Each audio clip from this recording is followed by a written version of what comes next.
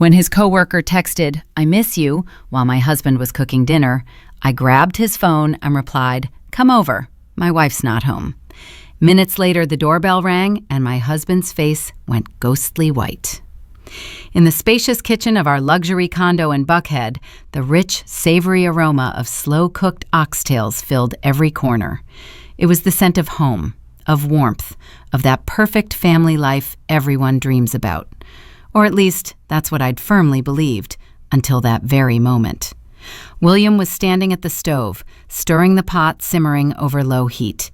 He wore the navy blue apron I'd given him for our anniversary, humming an old R&B love song.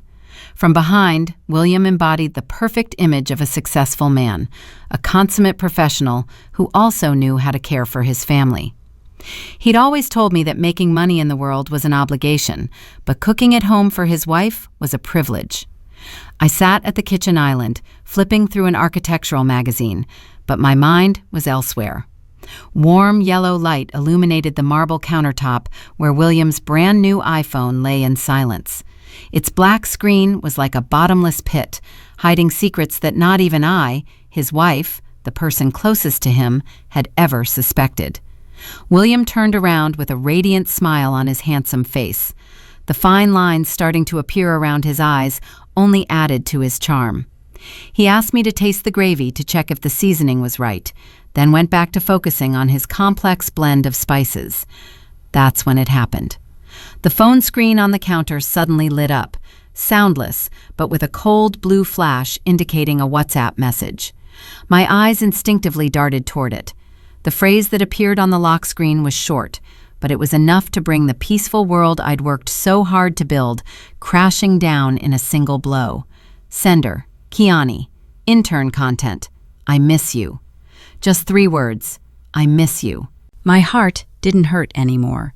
That pain had died a week earlier when I'd held the bank statement in my hands.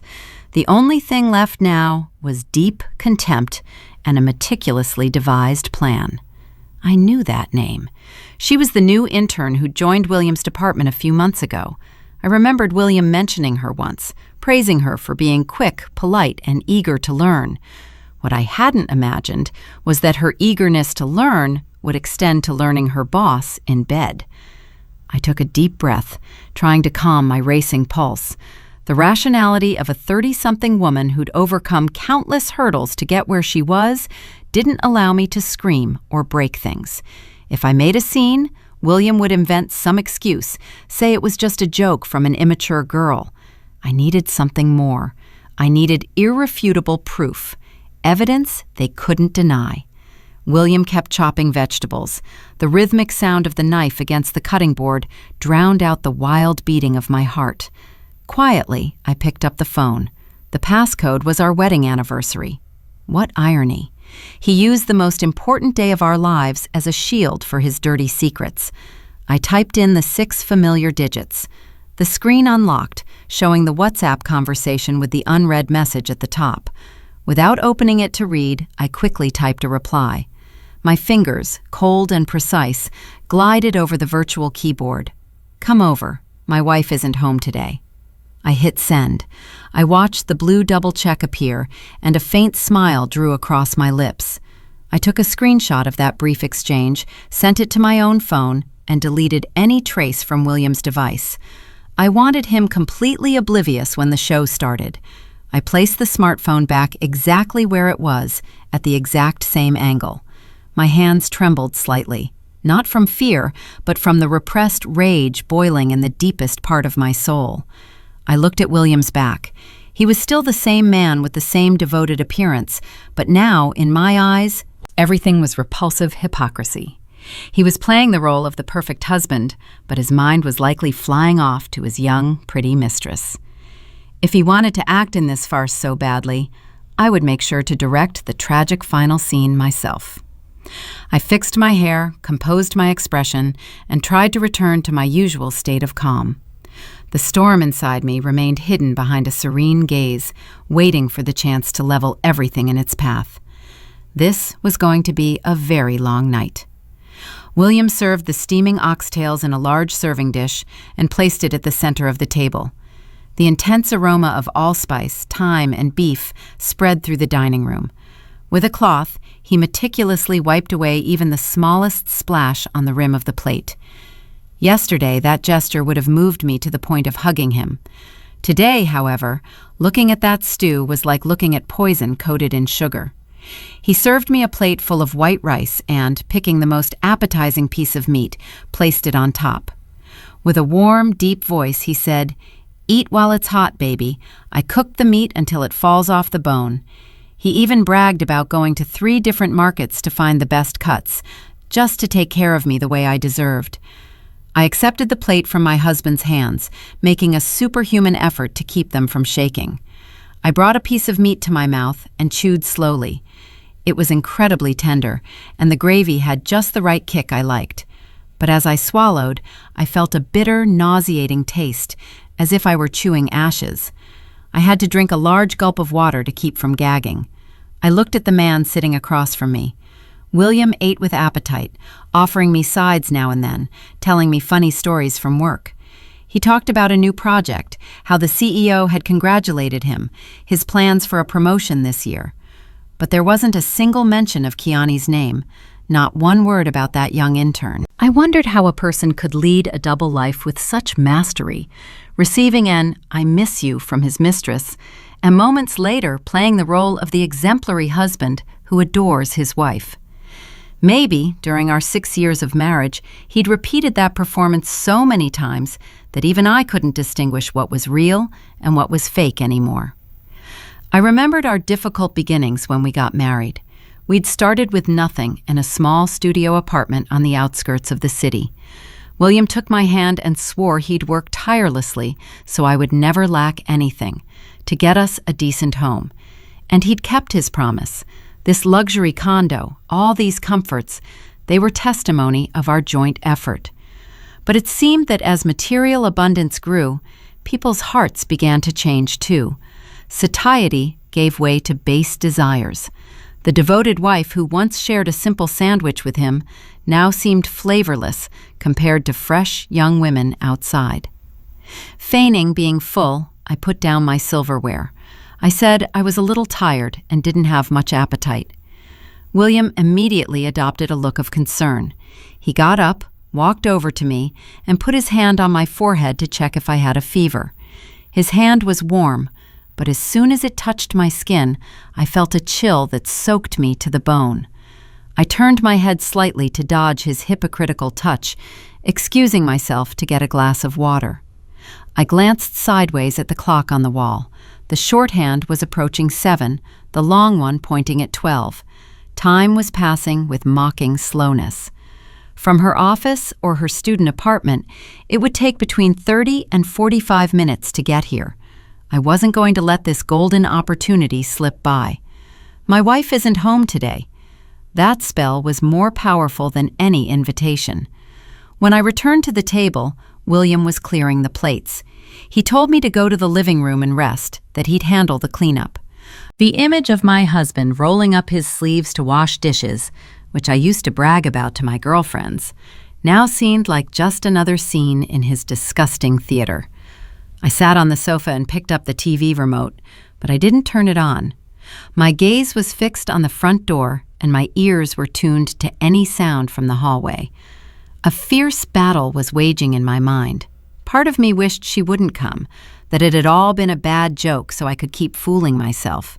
But the other half, the colder and crueler side, yearned for the doorbell to ring as soon as possible. I wanted this pain to come out into the light in all its rawness, because an abscess only heals when it bursts, even if the scar it leaves is forever. Every minute passed with infinite heaviness. The sound of water in the kitchen ceased. William came out drying his hands with a towel and asked if I wanted some fruit for dessert. I shook my head and sketched a faint smile. It was surely a crooked, forced smile, but William didn't notice. He was too sure of his own perfection. Or maybe he'd never cared enough about my mood to notice anything strange in my eyes. The clock struck exactly 8 p.m. The apartment was so silent you could hear the ticking of the second hand. William sat on the sofa opposite me and started reading the news on his phone with an expression of total tranquility. He probably thought it would be another peaceful evening with his wife.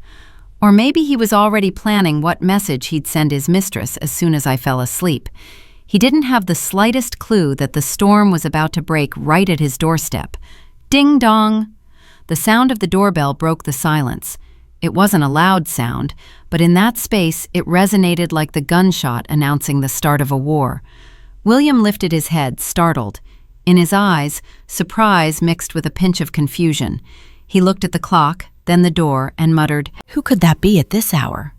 Then he looked at me as if I had the answer. I remained motionless on the sofa, maintaining an almost icy composure. "Stay seated," I told him. "I'll get it." My voice was soft but firm, leaving him no room to move. I stood up and walked slowly toward the door. Every step on the hardwood floor sounded heavy, like hammer blows driving the final nails into a coffin. My heart was pounding hard, not from fear, but with the strange excitement of a hunter about to trap their prey. I took a deep breath, fixed my posture, and put my hand on the knob. I turned the lock and opened the heavy wooden door. In front of me stood a young woman of petite build, well made up, but with a face that hadn't yet lost its childish air. She wore a tight dress that highlighted her young figure, and in her hands she held a small box with a carefully packaged individual cupcake. The instant she saw me, the flirtatious smile drawing on her lips vanished, giving way to an expression of pure panic. Her eyes went wide as saucers, her pupils contracted in fear, and her face, previously flushed, turned as pale as paper. She froze. Her trembling hands almost dropped the cake box. She'd expected William to answer the door. She'd surely imagined the scene, jumping into his arms, telling him in a honeyed voice how much she'd missed him. But the raw reality that hit her head-on was the image of me, the lady of the house, his lawful wife, blocking the entrance with a gaze sharp as a knife. I said nothing immediately. I simply observed her terrified expression in silence. My silence made the atmosphere turn even more suffocating. Kiani stepped back half a pace, moving her lips as if she wanted to say something, but her throat seemed blocked, as if someone were strangling her. She looked toward the interior of the condo, then back at me with the look of a thief caught red-handed. I heard William's footsteps behind me. "Who is it, babe?" "Why are you taking so long?" he asked. His voice plunged Kiani into even greater confusion. She looked around as if seeking an escape route, but I wasn't going to let my prey get away that easily. I smiled. It was probably a smile more terrifying than weeping. And then I spoke. My voice was loud and clear enough for both the person inside and the one outside to hear, loaded with cold authority. "Hello, Kiani. Are you here to see my husband?" My question was like a bucket of ice water for Kiani, and simultaneously a shock for William, who was approaching. I saw Kiani shudder. She realized she'd fallen into a trap, but there was no turning back now. The door was open, the show had officially begun. Kiani was shrinking like a little bird that had accidentally fallen into an eagle's nest. She squeezed the cake box so hard her knuckles turned white. Stammering, she barely managed to articulate a few words to justify her untimely appearance at this hour.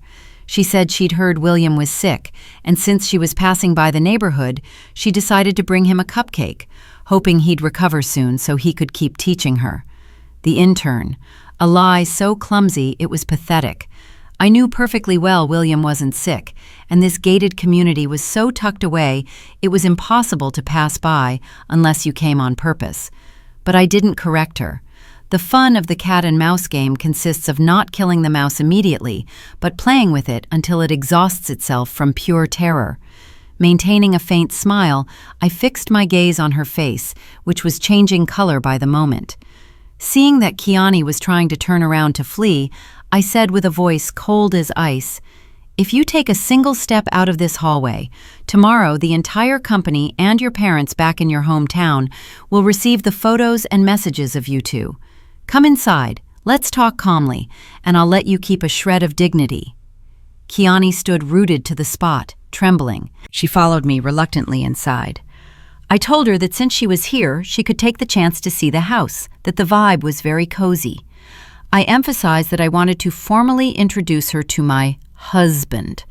I elongated the word husband on purpose, as if stamping a seal of ownership on the man frozen behind me. William had already reached the living room. Seeing me enter with Kiani, his face broke down even more than hers. His eyes were bulging, his mouth hung open, but he was incapable of saying anything. The phone he'd held in his hand fell onto the sofa. He looked alternately at Kiani and me, oscillating violently between panic and confusion. He couldn't understand why Kiani was there, or why I was receiving her so calmly. I led Kiani to the center of the living room and sat her on the armchair, facing the large sofa where William usually sat. Kiani sat on the edge, with her back straight and knees together, not daring to look up. I turned to William and gestured for him to sit next to me. Like a soulless automaton, William walked stumbling to the sofa. Even though the AC was set to 75 degrees, drops of sweat beaded on his forehead. He sat as far away from me as possible, as if I were a bomb about to go off. I started with the introductions. Pointing to Kiani, I told William she was that good intern he'd talked about so much, who'd come to visit him in the middle of the night with a cake and everything upon finding out her boss was sick. Then I introduced William to Kiani, saying he was the most exemplary husband in the world, a man who'd never disappointed me.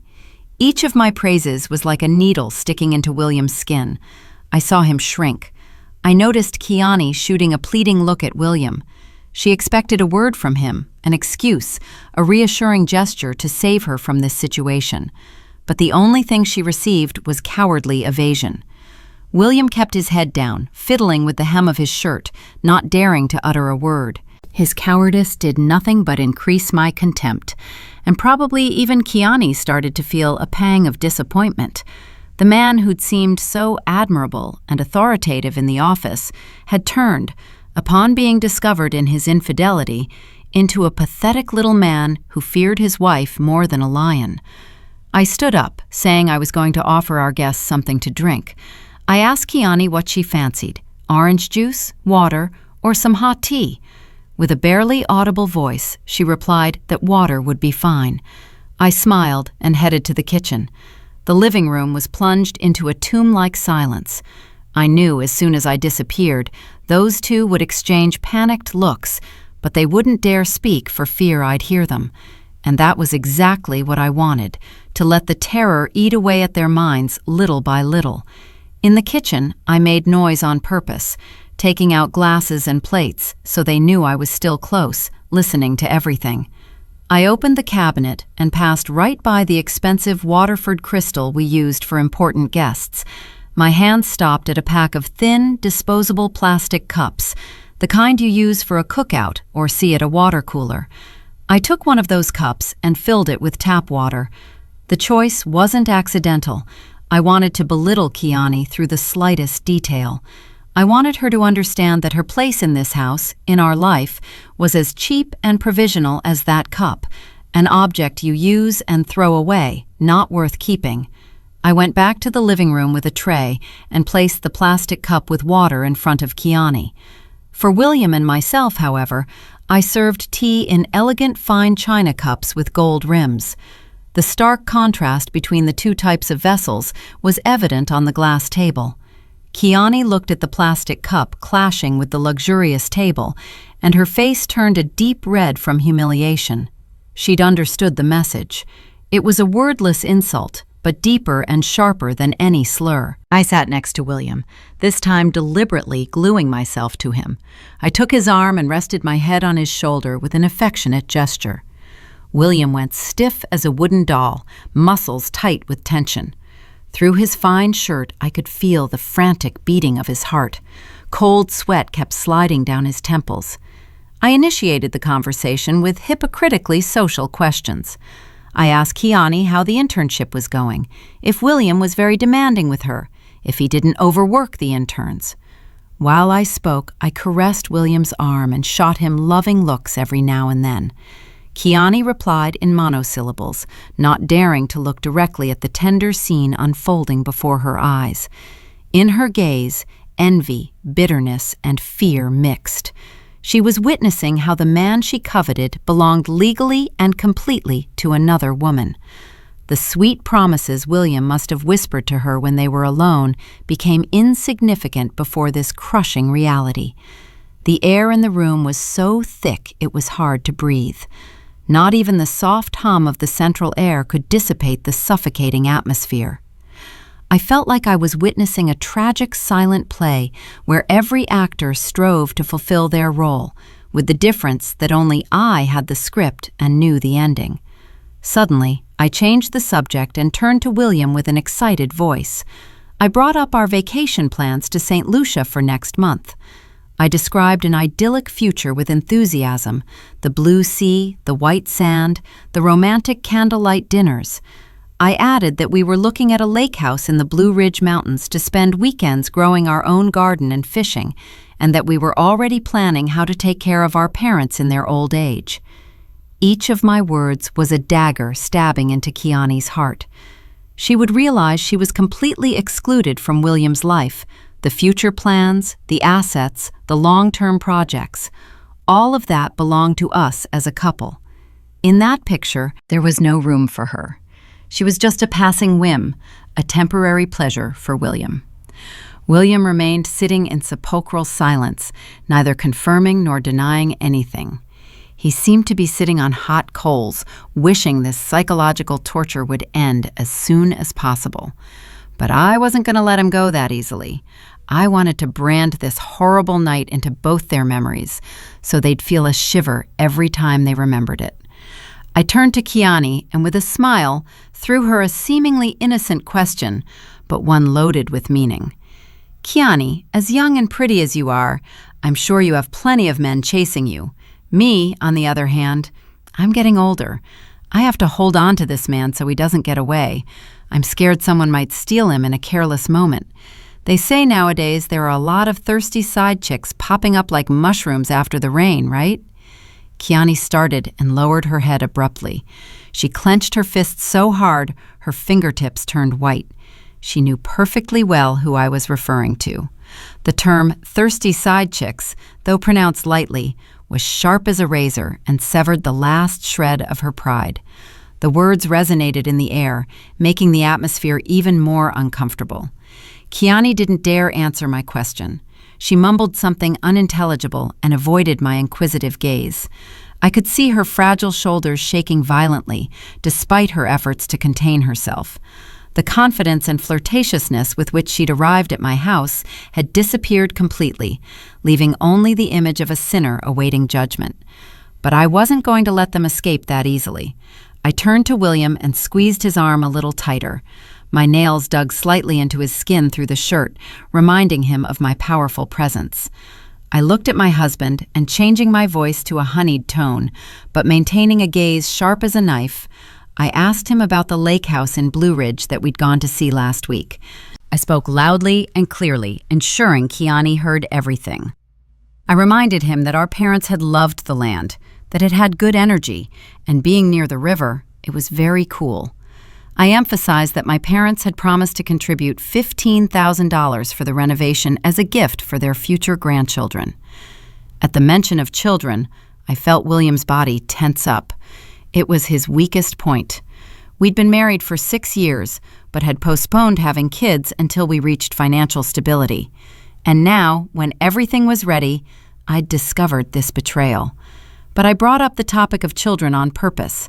I knew it was the strongest anchor, the family and social legitimacy that a passing mistress like Kiani could never give him. I described with enthusiasm a happy family full of children's laughter.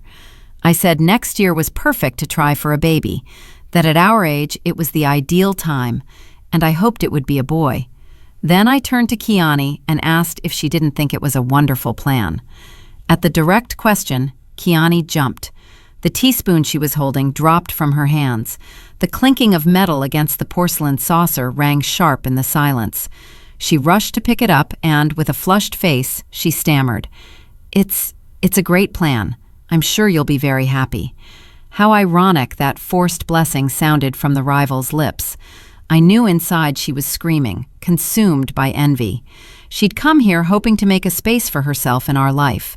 But the only thing she'd found was a firm declaration of a future where there was no room for her. The big assets, the solid family ties, the long-term plans, all of it formed an impregnable wall protecting this marriage, a wall that someone like her, with nothing to offer, could never tear down. I continued my psychological attack on the financial flank. I told William, "Tomorrow I'll make the transfer for the down payment on the house, so sign the papers for the title change fast." I deliberately emphasized that the house would be in both our names. It was a declaration of sovereignty over our assets, a warning that everything William had was tied to me, and that if he left me, he'd lose everything. William, sweating buckets, nodded his head. He wished I would shut up, stop torturing him with those sweet words about the future that sounded more terrifying than a threat at knife point. He knew perfectly well the warning hiding behind every one of my words. Don't be an idiot, and don't trade everything you have for a momentary pleasure. The conversation about the house and kids seemed to suck the last drop of vitality out of Kiani. She shrank into the armchair, hugging the glass of water with both hands, as if seeking warmth that had vanished long ago. I looked alternately at the thin plastic cup in her hands and the gold-rimmed cup in mine. Feeling a cruel pleasure, I lifted my cup, took a sip, and savored the subtle aroma of the high-quality green tea. I commented on how delicious the tea was, its clear and smooth taste. I offered Kiani some too, but my gaze stopped on her cheap plastic cup with false pity. "Kiani, are you okay with just water? Do you want me to make you some orange juice? Water is a bit bland, don't you think?" My voice was kind, like a charitable lady giving alms to a beggar, but with a nuance of contempt. Kiani denied hurriedly with her hands. No, I'm fine. I was thirsty. Water is enough. I don't want to be a bother." The word bother she used seemed ridiculous. Her mere presence here at this hour was the greatest of bothers. I set the cup on the table. The dry, firm sound of porcelain against glass resonated in the room. I looked at William. He was still sitting like a corpse, with his eyes glued to the tips of his shoes. I decided to involve him more in this fun game. I told him to cut some apples for our guest. A man of the house should be a gentleman. How can you have a guest sitting there without attending to her? William, as if he'd received an electric shock, jumped up and went to the kitchen for the apples and a knife.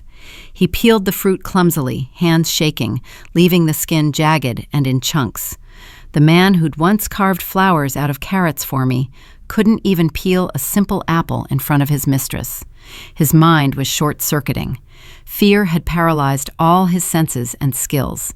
When he put the plate of apples on the table, I stabbed the most appetizing piece with a fork and brought it directly to William's mouth. "Open up, baby. Let me feed you. Don't touch it with your hands. They're dirty." William hesitated for an instant, but finally accepted the apple I offered. The scene of a couple feeding each other affectionately in front of a third party was natural, and at the same time extremely provocative. I pushed the plate of apples toward Kiani. "You eat too, Kiani. These are Honeycrisp, very crunchy and sweet." Kiani looked at the piece of apple William had just eaten, then the plate in front of her, as if a knot had formed in her throat. How could she swallow a bite witnessing such a display of affection? The discriminatory treatment wasn't limited to the cups, but also the attention and care. I was the wife. I had the right to care for my husband publicly and be cared for by him. She, on the other hand, however much William wanted her in the street, in here was an intruder, a forced spectator of our marriage's happiness show. I saw Kiani's eyes turning red. She was probably crying inside, or maybe regretting the stupidity of coming here to be humiliated this way. But I felt not a shred of pity. My compassion died the instant I saw the message, "I miss you," on the phone screen. Mercy is a luxury I don't grant to those who try to destroy another's happiness. Silence took over the living room again, but this time the air smelled much more like gunpowder. Kiani, perhaps to break the tension or try to recover some of her image as a considerate person in front of William, cleared her throat and asked shyly about his health. "Boss, how is your stomach doing? Does it hurt less?" Her voice was low but tinged with sincere concern. She even offered to ask her mother to send a jar of honey with black garlic from her hometown down south, which, according to her, was very good for the stomach. Hearing that, William's face turned livid. He denied hurriedly with his hands, saying he was fine, that it wasn't necessary. He glanced sideways at me, terrified, knowing his stupid mistress had just made a fatal mistake.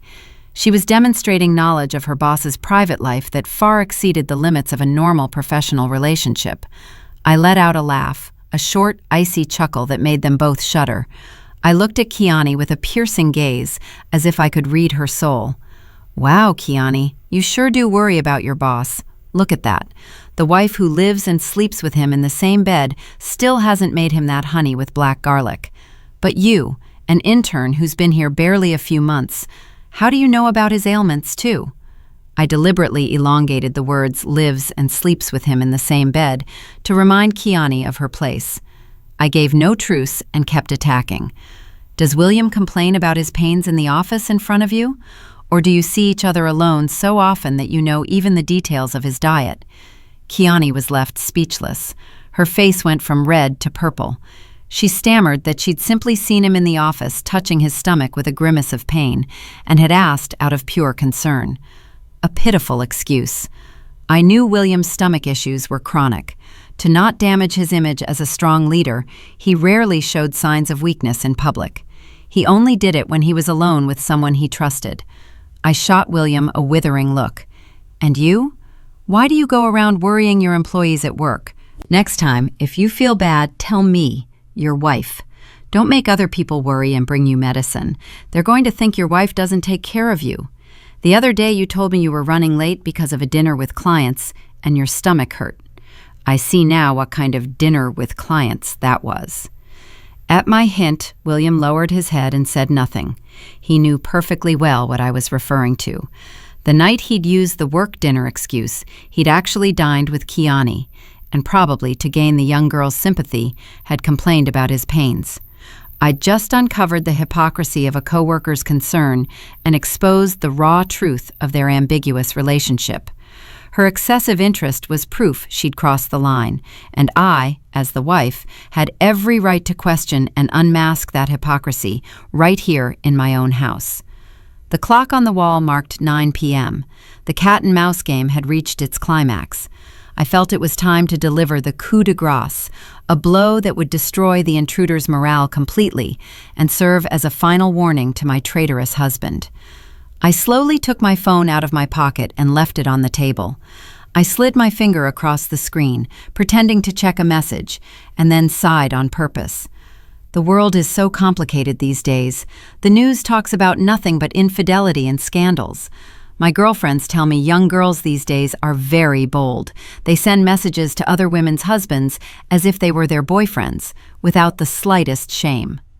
I paused and observed their reactions. Kiani remained motionless, but her breathing had accelerated. William was furtively wiping sweat from his forehead with a handkerchief. The tension was like a guitar string about to snap. I sharpened my voice even more and continued, I also usually check William's phone to help him with work stuff, and lately I've seen a lot of messages coming from unknown numbers. A young girl, by the looks of it, her name sounds very innocent, must be an intern. She sends very affectionate messages to William. I glanced sideways at Kiani. Her face had lost all color.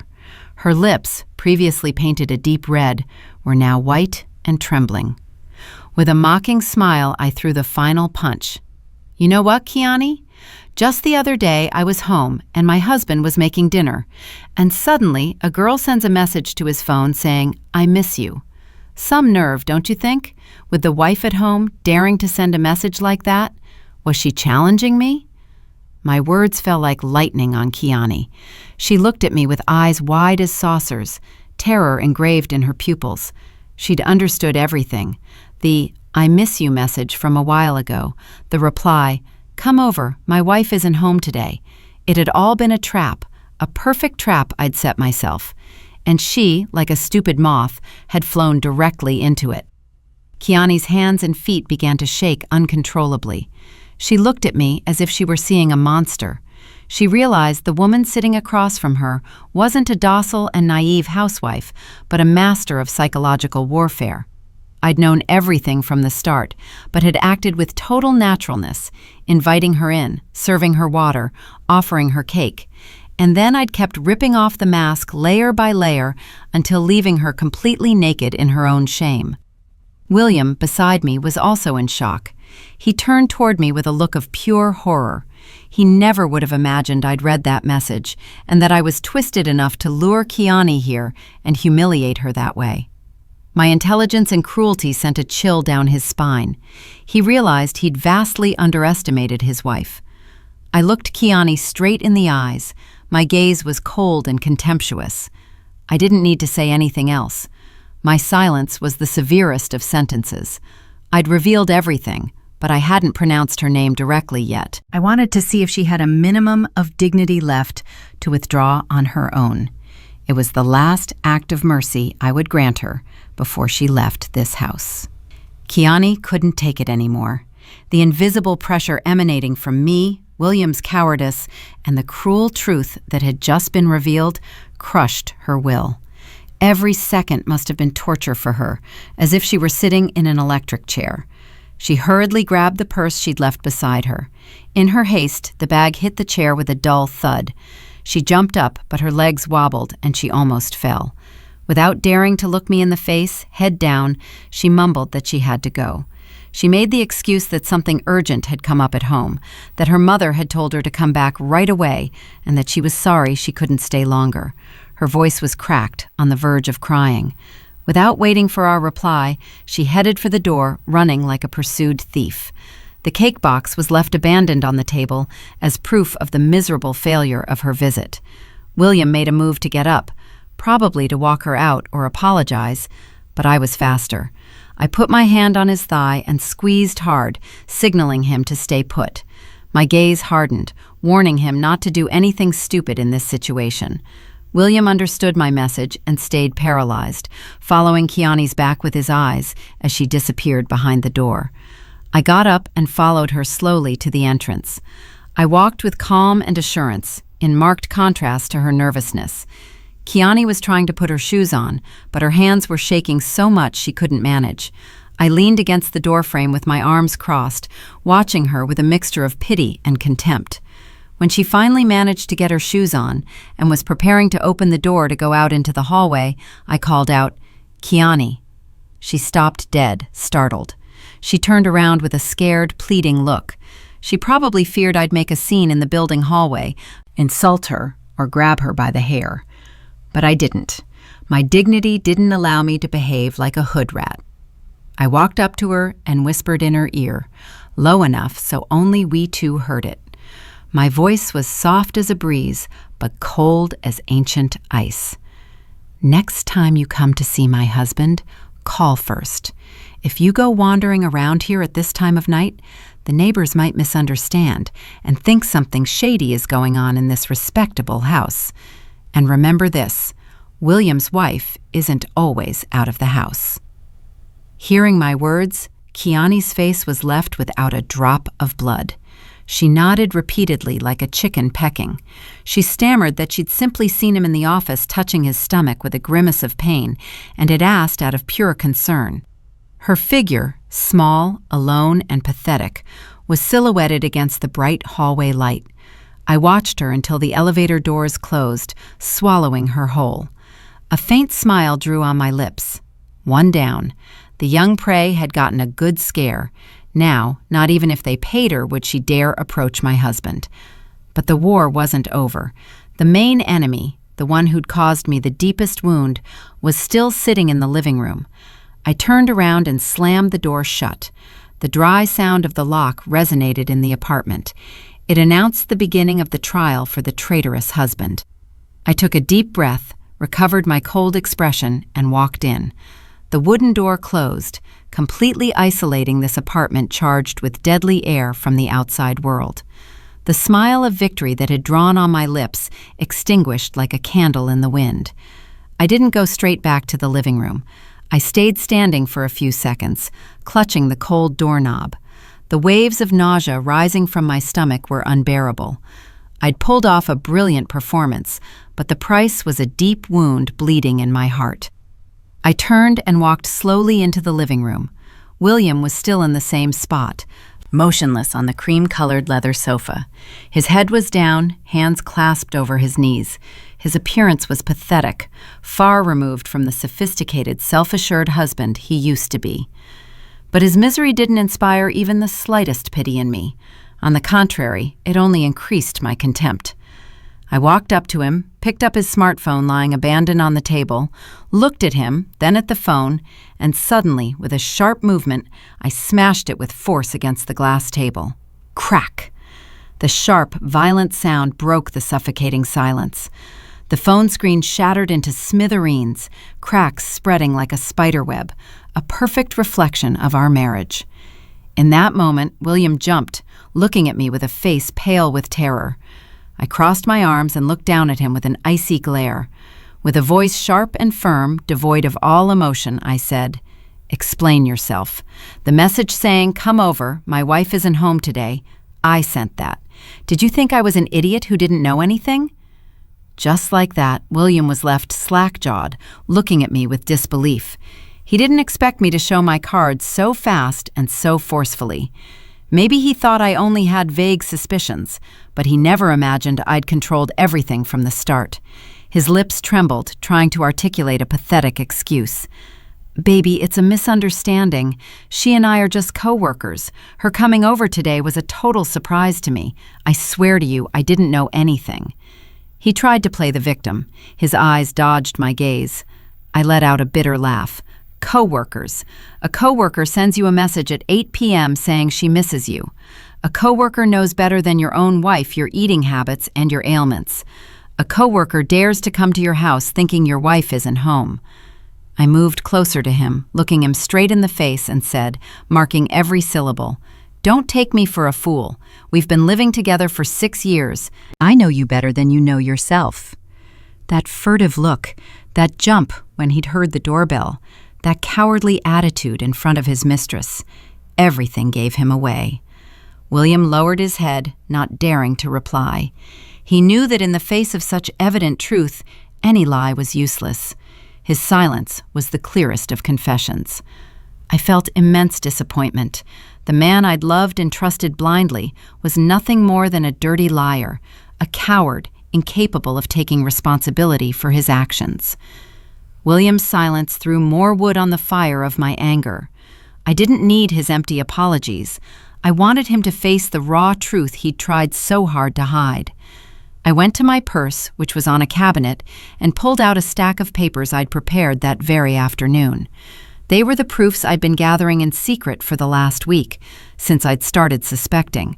I threw the papers in his face. The white sheets flew and fell messily over the destroyed phone. William picked up a paper. His hands were shaking violently. It was a bank statement, the detail of the last 3 months. I'd circled in red the transfers to Kiani Jenkins with ambiguous memos like gift or lunch. The amounts weren't huge, a few hundred each time, but the frequency was suspiciously high. One transfer stood out, $1,500 from last week with the memo, "Happy Birthday." I pointed to the statement and raised my voice. "And how do you explain this money? $1,500 birthday gift for an intern? For my birthday, a bouquet of flowers and a simple dinner was enough for you. Your generosity is truly admirable." William was speechless, sweating profusely. He didn't expect me to know his finances in such detail. But that wasn't all. I pulled out the screenshots of his WhatsApp conversations I'd taken from his iPad, where he'd forgotten to log out. Flirty messages, dates for lunch and movies, even expressions of sickeningly sweet longing. I threw another photo. It was a movie ticket from 2 weeks ago at 11 p.m. That day he'd told me he was running late because of a client dinner, but actually he'd been watching a movie with his mistress. And finally, I pulled out the photo of a long, dyed brown hair found on the passenger seat of his car. My hair was black and short. That hair was without a doubt Kiani's. Faced with such irrefutable proof, William crumbled completely. There was no way to deny it or make excuses anymore. His mask of hypocritical morality had been ripped off, revealing his true traitorous nature. He let his arms drop and sank into the sofa with an expression of despair. And then he started to cry. Tears of a grown man, something I'd rarely seen. "I'm sorry. I went crazy for a moment. She bewitched me. Please forgive me just this one time." A late apology and a cowardly excuse, shifting the blame to another. Cheating men always use the same repertoire. I fell into temptation. I couldn't help it. Seeing him cry froze my heart. I went to the kitchen. I grabbed the pot with the oxtail stew he'd prepared with such care all afternoon. Under William's astonished gaze, I dumped the entire contents into the trash can in the corner. The delicious aroma of the stew mixed with the sour smell of garbage, creating a nauseating stench. I turned to William and threw my final sentence at him. "My love for you is like this stew. Before it was delicious and precious, but once it gets contaminated, it's nothing but trash. And I don't eat trash." My act of throwing away the food was like a bucket of cold water for William, who seemed to wake up from his delirium. He realized I wasn't joking. The determination in my eyes and actions announced an irrevocable break. William ran toward me, fell to his knees, and hugged my legs. He cried inconsolably, begging me not to leave him, not to divorce him.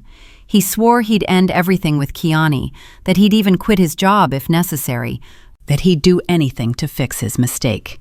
He appealed to our parents, to our 6 years of marriage, trying to hold me back. I remained rigid as a stone, letting him cry, hugging my legs. My heart was already dead. His oaths now only produced more disgust in me. If he'd really valued our 6 years of love, he wouldn't have slept with another woman. If he'd really thought about our parents, he wouldn't have let things get to this point. Coldly, I pushed his hands away and stepped back. I looked at him with pity and said, "Keep the little dignity you have left. Don't be pathetic. My decision is irrevocable." I turned around and went straight to the bedroom. Inside the closet was the large suitcase I'd packed that afternoon. I pulled it out and threw in some more clothes and my essential personal items. I didn't take much, just what was truly mine. This house, these furniture pieces, now seemed stained by betrayal. I walked out to the living room with the suitcase. William was still on the floor, sobbing with his head down. His wails resonated in the silent space. I left a sheet of paper I'd printed previously on the table. It was the promissory note for the $40,000 my parents lent us at the beginning of our marriage when we couldn't afford the condo renovation, along with the receipts in my father's name. These $40,000 are a clear debt. Don't you even think about not paying it. When you sell the house, the first thing will be to settle this debt. Then we split the rest. I told William with an icy voice, "Get ready to pay back every last cent. The house is in both our names, but I'm not going to fight for it. I yield it to you so you can live with your mistress. But my parents' money, you have to return it to me." William looked at the papers, then at me. His look was pure despair. He knew he couldn't get that much money overnight, but I didn't care. It was the price he had to pay for his betrayal. I wanted him to feel the pain of loss to the marrow, both emotionally and materially. I dragged the suitcase toward the door.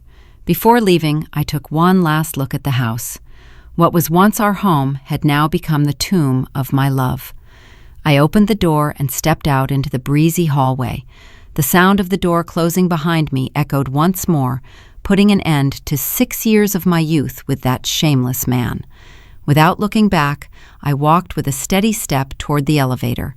A new life awaited me. It would be hard, but at least it would be clean and peaceful. The Uber traveled through the empty streets of the city night. Sitting in the back seat, I watched the streetlights pass fleetingly. My mind was blank, but strangely light. I didn't cry. The tears seemed to have dried up inside, crystallized into a sharp determination. I was heading to Lydia's apartment. My best friend since college, Lydia was a prestigious lawyer in the city, specializing in divorce and asset disputes. She was strong, decisive, and extremely intelligent. I'd warned her ahead of time, so she was already waiting for me in the lobby when I arrived. Seeing me get out of the car with a gaunt face and dragging the suitcase, Lydia didn't ask me anything. She approached silently and gave me a tight hug. At that warm gesture of friendship, I was about to break down crying, but I held it in. It wasn't the time to show weakness. Lydia took me to her apartment. It was a small but cozy place, impregnated with the pleasant scent of lemongrass essential oil. She offered me a glass of hot tea and told me to sit down and tell her everything. And so I did. I told her everything, from the fateful message to the theater I'd staged to invite Kiani home, the confrontation with William, and my decision to leave.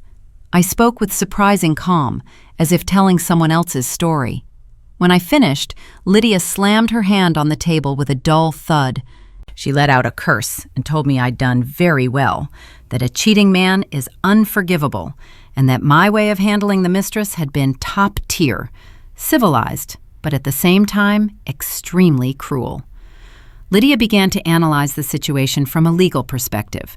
She reviewed the evidence I'd gathered, the bank statements, the messages, the photos.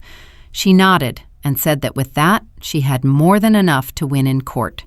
She offered to take my case if William didn't accept a mutual agreement divorce. But Lydia told me that before getting to court, we had to teach that perfect couple a lesson they wouldn't forget for the rest of their lives. Divorce was my liberation, but true justice was punishing the traitor. She proposed a more subtle revenge plan. Instead of making a scene or exposing him on social media to become the city's gossip, we would attack what mattered most to William, his career and his reputation.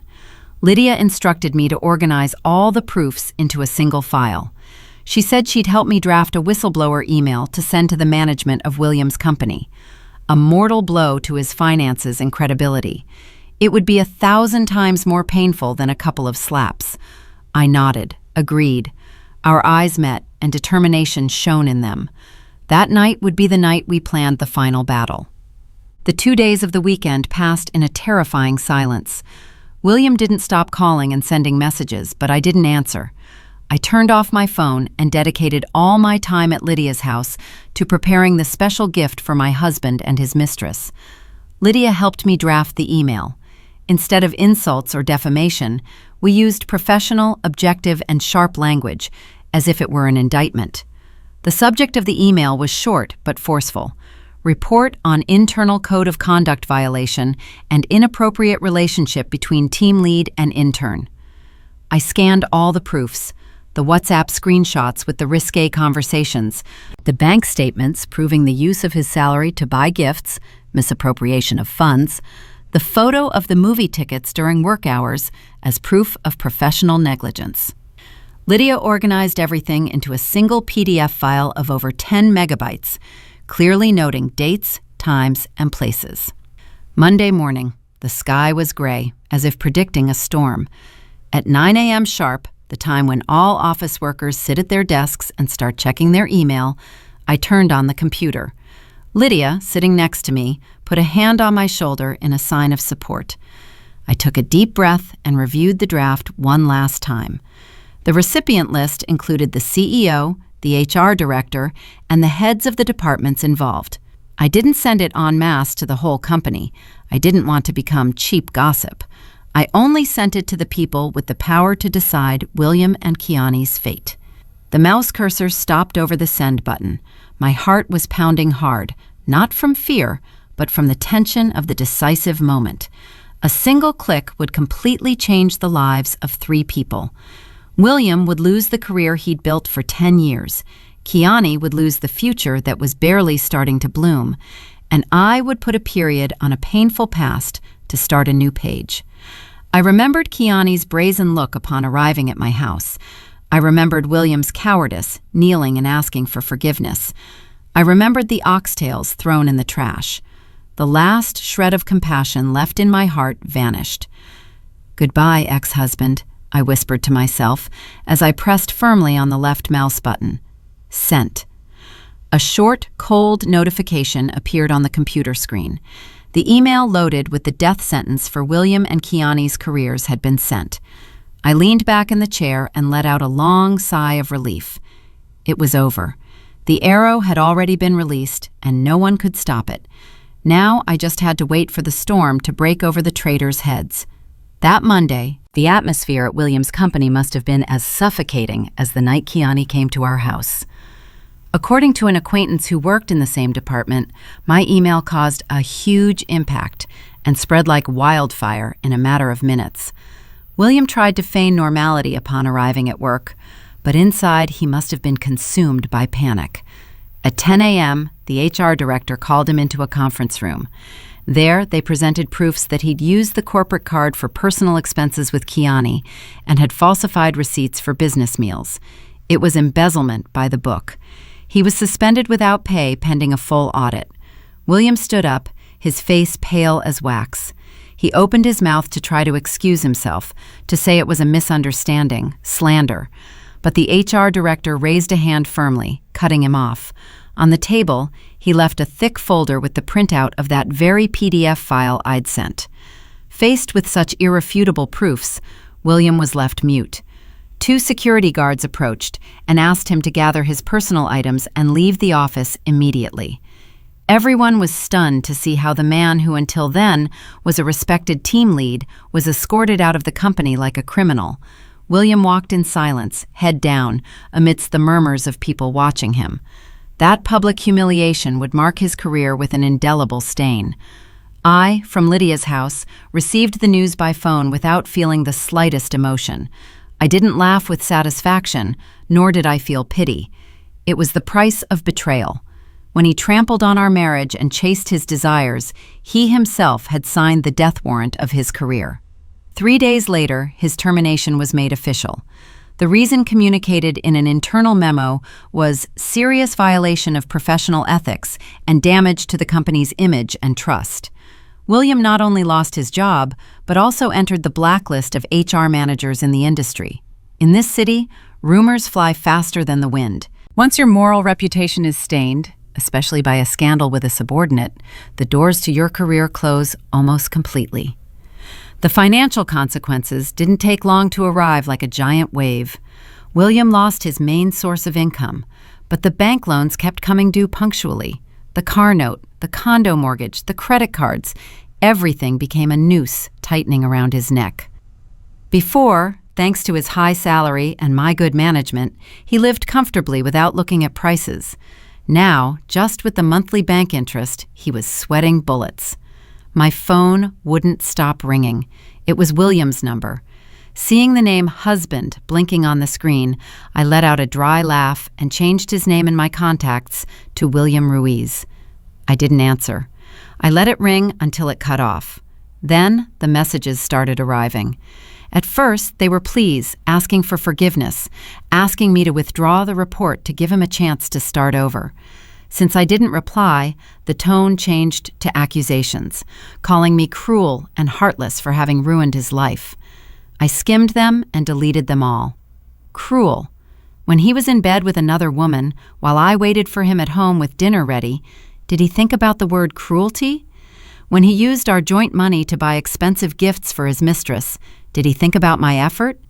I'd only claimed what was fair for me. Even his parents, who lived down south, called me. My mother-in-law, crying, insulted me, calling me a bad wife, the one who'd destroyed her husband and her family. She said it was normal for a man to have an affair, that a woman should endure it to keep peace in the home. Hearing that, I felt a bitter resignation for the fate of women. I told my mother-in-law calmly that I couldn't live with a traitor and hung up. I also blocked the numbers of his entire family. I didn't want to hear any more lectures on hypocritical morality. William had lost everything, literally everything. Wife, family, career, reputation, and now he was drowning in debt. He would wander through that large but empty apartment, facing the 4 walls and overwhelming loneliness. It was the fairest punishment for someone who hadn't valued what he had. Kiani's fate wasn't much different. As soon as William was suspended, she was also called to HR. She entered the room with swollen eyes and a gaunt look, far from the secure and flirtatious image of that night. The decision to terminate her internship contract was immediate. The reason? Violation of internal conduct rules and detriment to the work environment. Kiani cried, begged for a chance, said she was young and had fallen into temptation. But in the ruthless corporate world, those naive excuses are useless. She was in a major corporation. Being fired dishonorably meant the doors to her future had closed halfway. Worse than losing the job was the contempt of her peers. The story of the brazen mistress who challenged the legitimate wife became the hottest topic in the anonymous company chats. When Kiani was packing her things in a cardboard box, no one approached to talk to her or help her. Everyone looked at her with disdain, whispering behind her back. The men who used to hit on her now avoided her like the plague for fear of getting splashed by the scandal. Kiani left the office alone, carrying her box. The long, empty hallway seemed like the path of thorns awaiting her. In front of the elevator, she crossed paths with the same security guard who'd witnessed her flight days before. The man's look of pity was the straw that broke the camel's back, and Kiani finally broke down, crying loudly. She ran out of the building, leaving behind people's mockery. According to what Lydia told me, after that incident, Kiani couldn't stand the stairs and moved apartments. She put all her social media on private and disappeared from the virtual world. It was a very expensive lesson for a young woman just starting to take her first steps in life. She'd tried to trade her beauty and youth for something vain, but in the end, she'd lost the most valuable thing for a woman: her honor and self-esteem. I didn't feel sorry for Kiani. She'd chosen that path, ignoring morals and ethics. The consequences were hers. I only hope that after this painful failure, she learns to live a more correct way for the rest of her life. 2 months later, we saw each other again in court for the divorce settlement hearing. William seemed to have aged 10 years. He had an unkempt beard and wrinkled clothes. He looked at me with pleading eyes, but I maintained a cold and distant attitude. Lydia accompanied me as my lawyer. Her presence, professional and sharp, intimidated William even more. In court, William tried to cling to the idea that he still loved me and wanted to recover our relationship. But Lydia presented the irrefutable proofs of his infidelity, wiping out his weak hope in one stroke. The division of assets was the point of greatest tension. The luxury condo was our biggest asset. William, out of pride, wanted to keep it. He didn't want to find himself on the street. He proposed paying me my share in monthly installments. I let out a laugh of contempt and shook my head firmly. I wasn't going to allow any financial link to tie me to my ex-husband. Lydia, in my name, presented my conditions. Either he paid me 50% of the house value in a single lump sum, plus the $40,000 for the renovation my parents contributed, or we sold the house and split the money. He, of course, had to take charge of the entire pending mortgage. William's face, unemployed and in debt, turned white. Where was he going to get hundreds of thousands of dollars overnight? The bank had already started sending him foreclosure notices for being 3 months behind on the mortgage. In the end, he had no choice but to accept the sale of the house. The apartment, which was once his pride, was put up for sale as an opportunity below market price to get a quick sale. After paying off the mortgage, paying me back my share and my parents $40,000, William was left with barely any money. He signed the divorce papers with a trembling hand. His crooked signature put the period on 6 years of marriage. He walked out of the courthouse empty-handed, both literally and figuratively. Without a house, without a car, he'd already sold it to pay debts, without a wife, without a job. He stood alone in the sunny courtyard of the courthouse, watching in silence as I left in a cab.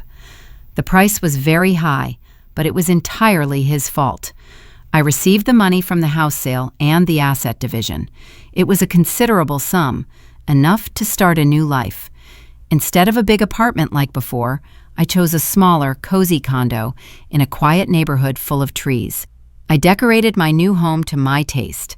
Gone were the ostentatious, flashy furniture pieces to satisfy William's vanity.